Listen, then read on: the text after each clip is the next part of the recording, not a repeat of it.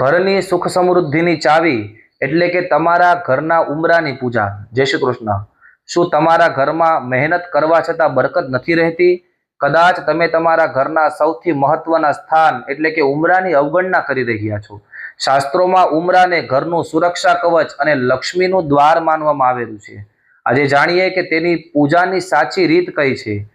પુરાણોમાં તો ઉંબરાને દેહલી કહેવામાં આવેલું છે। ભગવાન ઋષિએ ઉંબરા પર જ બેસીને અધર્મનો નાશ કર્યો હતો। શાસ્ત્ર કહે છે દેહલી પૂજનમ કૃત્વા લક્ષ્મી રાગચ્છતિ નિશ્ચલમ, કે અર્થાત જે ઘરમાં દરરોજ ઉંબરાનું પૂજન થાય છે ત્યાં લક્ષ્મીજી સ્થિર વાસ કરે છે। ઉંબરો એ ઉર્જાનું ફિલ્ટર છે જે નકારાત્મકતાને બહાર કાઢે છે। ઉંબરાની પૂજા કઈ રીતે કરવી જોઈએ આવો એ જાણીએ। જાણતા પહેલા કોમેન્ટમાં જય શ્રી કૃષ્ણ લખીએ। આ રીલને સેવ કરો, શેર કરો અને અમને ફોલો કરો।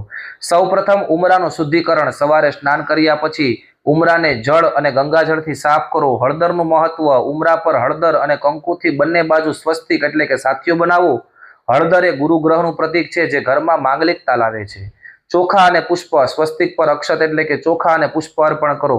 સંધ્યાદીપ। સાંજના સમયે ઉંબરાની જમણી બાજુ ગાયના ઘીનો અથવા તલના તેલનો દીવો ચોક્કસ કરો। ઉંબરો એ ઘરનું મોઢું છે। જો મોઢું સાફ અને પ્રસન્ન હશે તો જ આખું શરીર એટલે કે આખું ઘર સ્વસ્થ અને સમૃદ્ધ રહેશે। ખાસ ધ્યાન રાખજો, ઉંબરા પર ક્યારેય કચરું પોતું ન મૂકવું, ત્યાં બેસીને જમવું નહીં અને ઉંબરાને ક્યારેય પગથી ઓળંગતી વખતે ઠોકર ન મારવી જોઈએ। આ ઉંબરાનું અપમાન ગણાય છે। આ નાનકડો ફેરફાર તમારા જીવનમાં મોટી સફળતા લાવી શકે છે। વધુ માહિતી માટે અમારી સાથે જોડાયેલા રહો। જય શ્રી કૃષ્ણ।